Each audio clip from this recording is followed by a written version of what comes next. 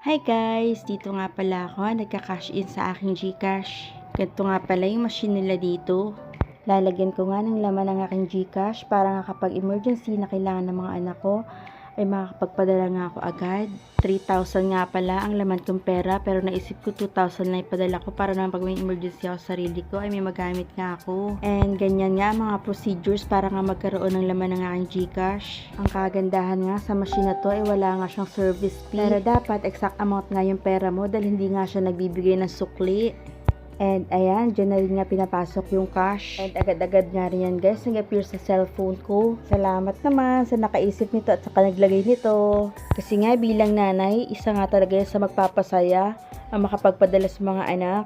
Ayan nga, may paresibo pa yan. Thank you Lord! Naisip ko pa nga dyan na bumili nga para sa sarili ko. Dahil nga naiwat yung ipit ko. Gusto ko nga talaga bumili ng ipit. Kaso nga nakita ko yung price. Ang mahal. Wag na lang. No, no, no.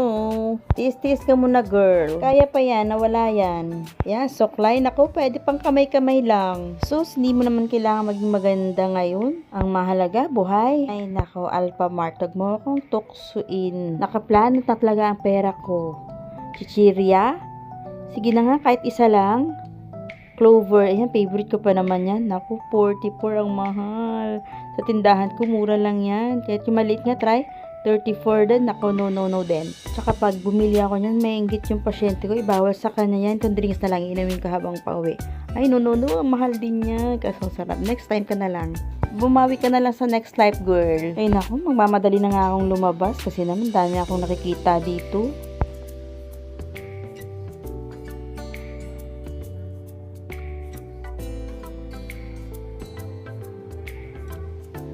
Oh, ayan. Tumigil pa talaga dyan. Nako, no, no, no din.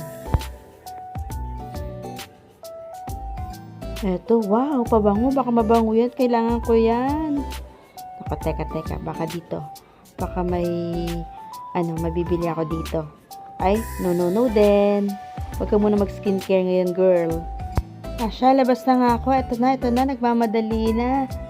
Oh, ayan. Tinulak ko na nga yung pinto. Lalabas na talaga ang person. Okay, bye-bye, Alphamart.